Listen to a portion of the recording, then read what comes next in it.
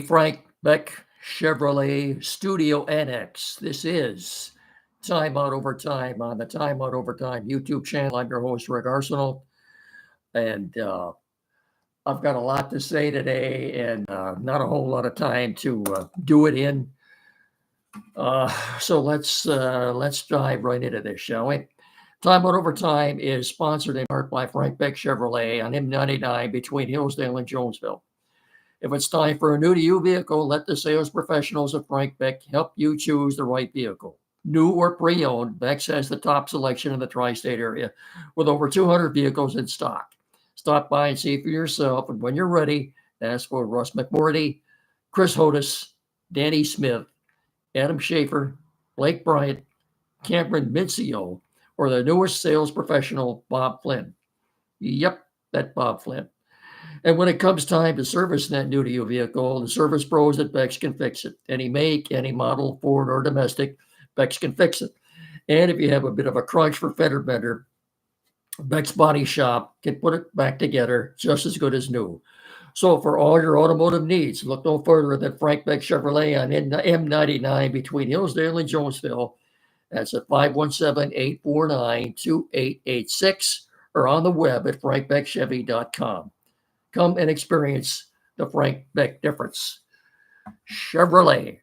Together, let's drive.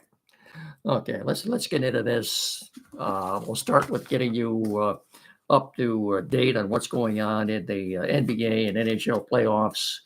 Unless you've had your head in the sand the last several days, you know that the NBA playoffs are set. They will commence next Thursday night, June the 6th, with the Celtics taking on the Mavericks. It should be a very interesting, entertaining series. That'll be on ABC. You can watch it for free, believe it or not. I know this sounds too good to be true, but you can watch it for free on ABC beginning next Thursday night. As we were talking about this morning on Time Out with Andy, I think we'd all like to see the Mavericks win. But realistically, this looks like the Celtics will be eventually crowned NBA champions and hoist the Larry O'Brien trophy. Anyway, should be an entertaining series. Meanwhile, over the NHL Eastern and Western Finals, the Panthers can close out the Rangers tonight at home. As they take a 3-2 lead into the Game 6 with the Rangers. Of course, New York is trying to stave off elimination. You get it to a Game 7. They could win tonight, get it back to Madison Square Garden. That would be Monday night in New York. Edmonton, of course, whose general manager, some fellow by the name of Kenny Holland, who we all remember here with the Red Wings, are attempting to become the first Canadian team to win the Stanley Cup since 1993 when the Montreal Canadiens won. So we're only going back, a long way. 31 years, something like that? I think so. No. Anyway, over in the West, the Oilers, as I just said, are attempting to become the first Canadian team to win the Stanley Cup in 31 years tonight, as they will take a 3-2 lead over the Stars. With a 3-1 win last night, and Game 6 will be tomorrow night in Edmonton. And as I said, if the Stars can manage to win this Game 7, will be on Tuesday night in Dallas. The finals begin a week from tonight. You can watch that on ABC or ESPN Plus or Fubo. Of course, and once again, ABC would be free. Fubo and ESPN Plus are streaming services. You'd have to pay for that. So just to recap, then, it's the Panthers and Rangers. New York trying to win tonight. They would take it to a Monday night, a Game 7 at Madison Square Garden. And the Oilers with a 3-2 lead on the Stars, trying to close them out in Edmonton. And as I said, if it goes to a Game 7, that would be in Dallas on Tuesday night. And I've said before, I fully expect both these series to go to a game 7. I'll be surprised if they don't. So we up to snuff on hockey and basketball now. I think we are. And again, in basketball, both teams should be well rested. In fact, they might even be a little rusty.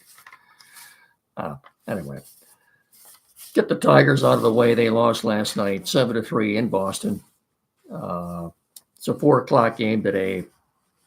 They're 28-29 in 4th place in the American League Central.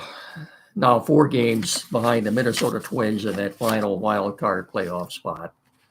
Now the Twins, just like the Royals and the Guardians, can't seem to lose much anymore. You could say the American League Central went from being the worst division of baseball to maybe now the best. And again, I can't explain it. The Royals lost 106 games last year.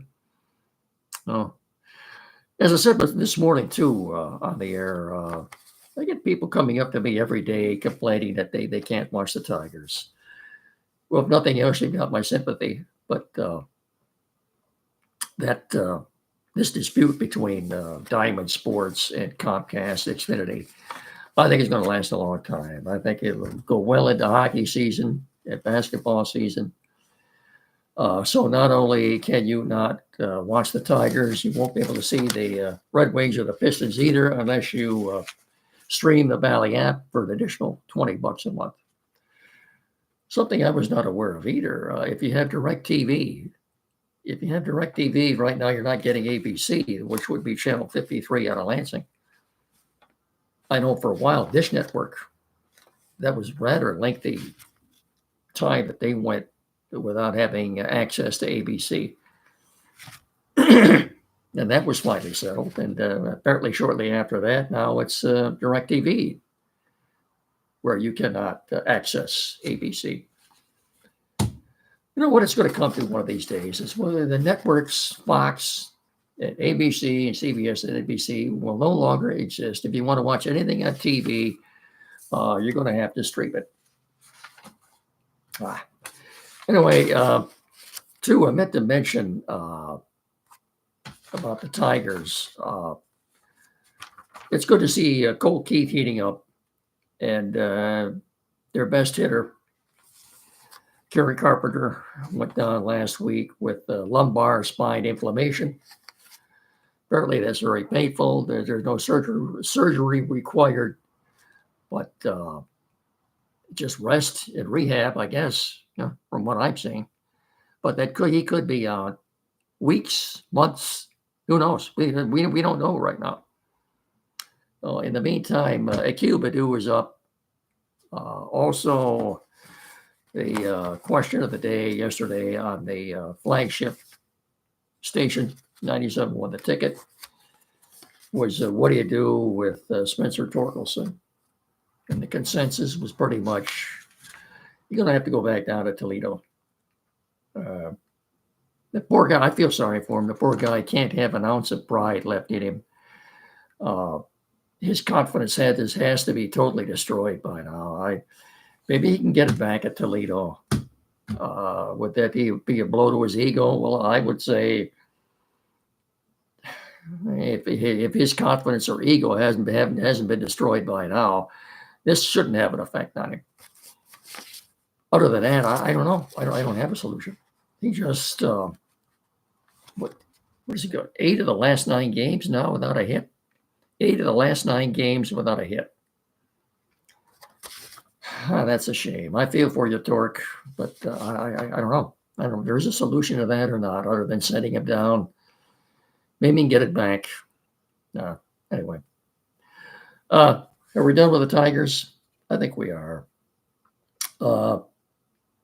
Lions just finished a week 2 of organized team activities.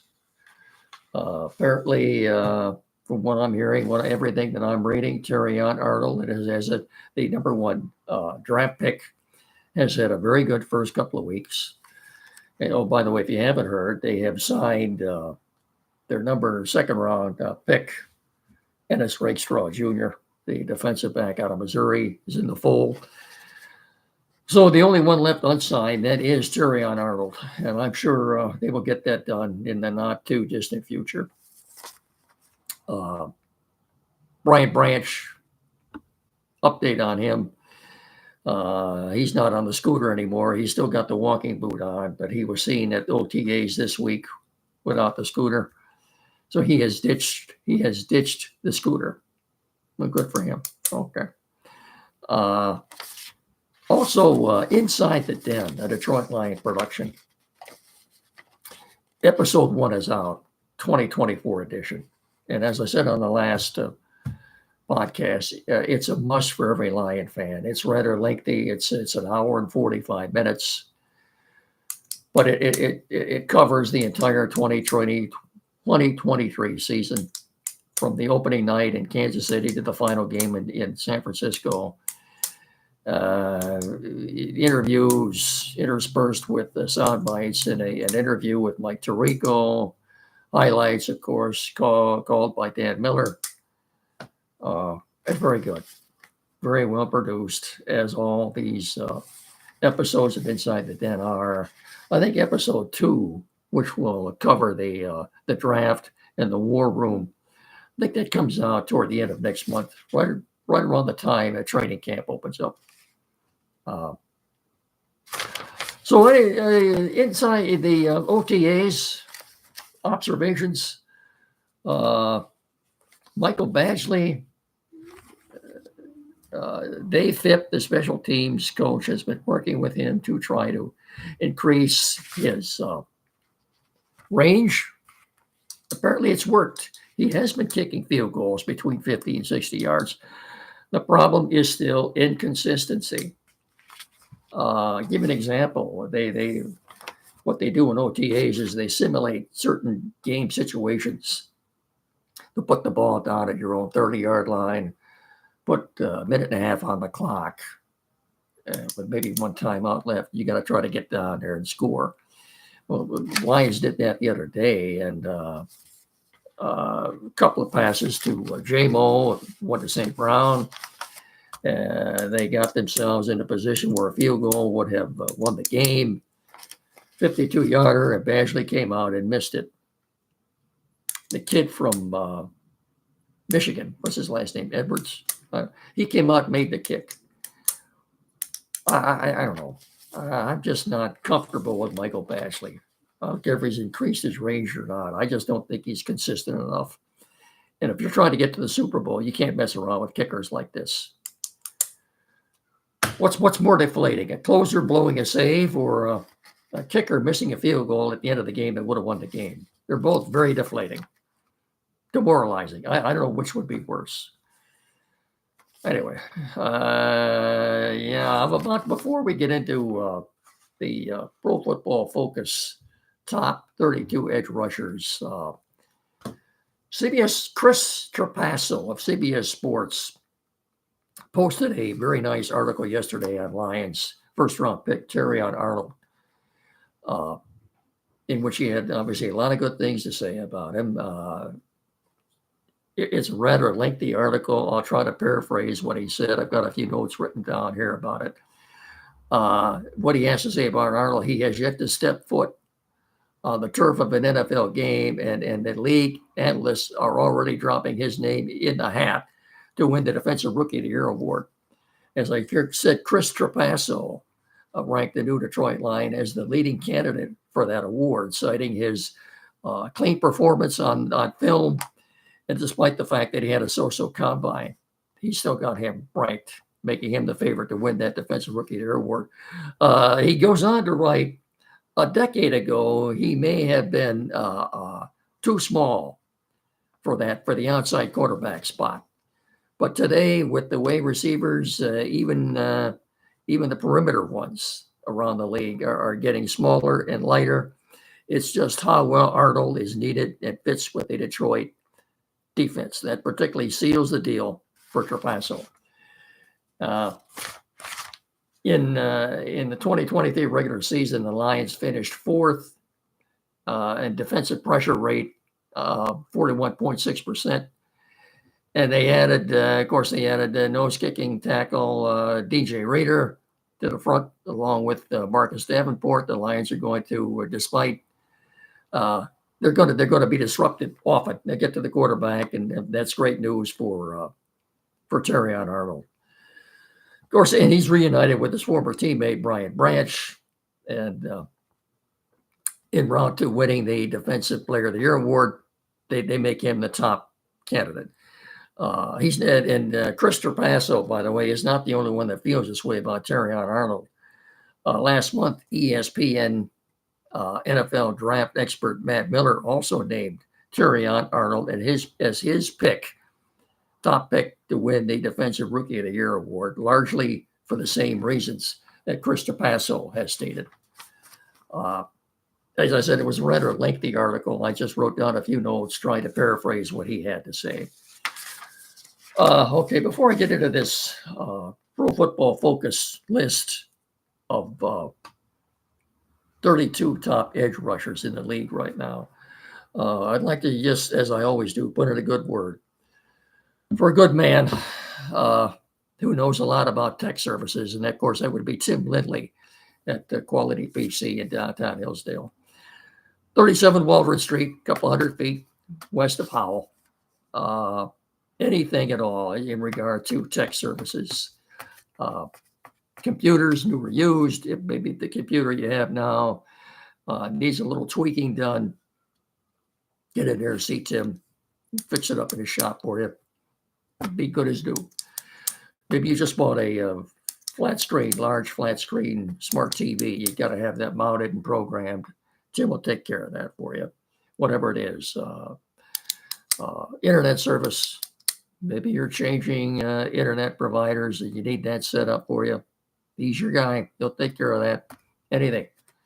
Printers, printers, new or used, anything. Tim is the guy you want to see. Again, he's at 37 Waldron Street in downtown Hillsdale. That's a couple hundred feet west of Howell Street. 517-610-5372. Get in there and see either him or his assistant, Zach. Either one of them will take care of you. Like I said, call that number, 517-610-5372, or better still, at 37 Waldron Street. Get in there and see him. And when you do, if you would please tell him Rick sent you. Thank you very much. I would appreciate that. Before we go any further, get on down there in that corner down there and smash that like and subscribe button for him. Would you please? I'd appreciate it very much. Thank you. Before we get into this Pro Football Focus list of top edge rushers, give me a little moment here to wet the whistle.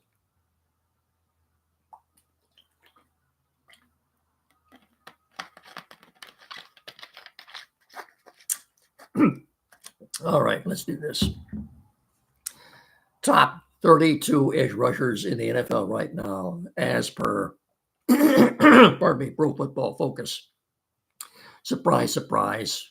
No surprise at all. Myles Garrett. Myles Garrett remains the top edge rusher. Here's what they have to say. The reigning Defensive Player of the Year earned a league best 94.7 pass rush grade, and his 27.3% pass rush win rate was one of the highest marks in Pro Football Focus history. Here's what they had to say about Aiden Hutchinson. Aiden Hutchinson is coming for the elite tier. Slotting in at number 6 on this list, Hutchinson racked up a 101 quarterback pressures in the regular season, ranking second only to Micah Parsons. Pardon me. I hope I can get through this without the voice going. Anyway, so like I said, number 1 was Myles Garrett on the list. Number 2, Micah Parsons of the Dallas Cowboys. Nick Bosa of the 49ers comes in at number 3. Number 4, TJ Watt, who I think of the Steelers, who I think led the league in sacks with 19, I believe.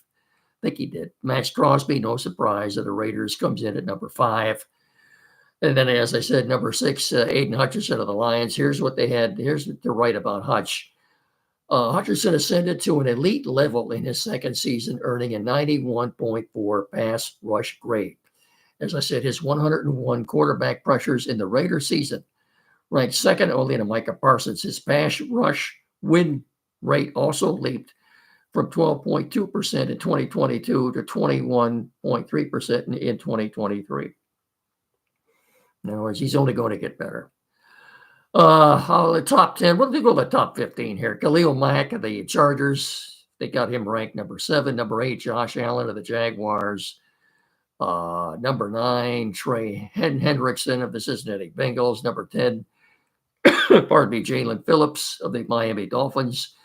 Coming in at number 11, Rashawn Gary, former Wolverine of the Green Bay Packers at number 11. Number 12, DeMarcus Lawrence of the Dallas Cowboys. 13, the other Bosa brother, Joey of the Raiders, coming in at 13. I'm sorry, I said Raiders. Chargers. Bryce Huff of the Eagles comes in at 14, and Bradley Chubb of the Miami Dolphins comes in at 15. Go all the way down at the end of this list to number 32. I'm going to skip all the way down to the last player on the list. And it's Detroit Lion Marcus Davenport. Here's what they had to say about Davenport. Davenport missed most of 2023 due to an ankle injury, but even before that, he was having his worst year of his career grade-wise. He's in a new spot, moving from Minnesota to Detroit in the offseason, and had 4 steady years in New Orleans. He really did have 4 pretty good years in New Orleans. That's why he got a good contract from the Vikings. The hope is he can return to that form with the Lions, and I have no doubt he will. And I think he and Hutchinson will both benefit from the fact that with DJ Reader and Lee McNeil in the middle, I don't even think it's an argument or rebuttable. The best defensive tackle tandem in the league right now are these 2 guys. With these 2 guys in the middle, I think that they will collapse that pocket, and Hutchinson and Davenport will both have double-digit sack seasons. Take that to the bank for what it's worth. Anyway, so I wanted to get that out. The Pro Football Focus top 32 edge rushers.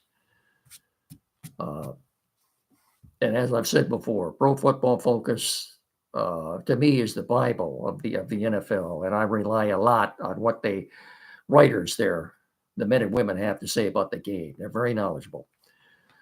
So I think that about does it for now. Don't forget, every Saturday morning with Andy on Timeout with Andy Brown on here locally on WCSR 92.1 FM. And I will talk to you again on Tuesday. So until then, don't forget, treat everybody with respect. Take care. Have a good weekend.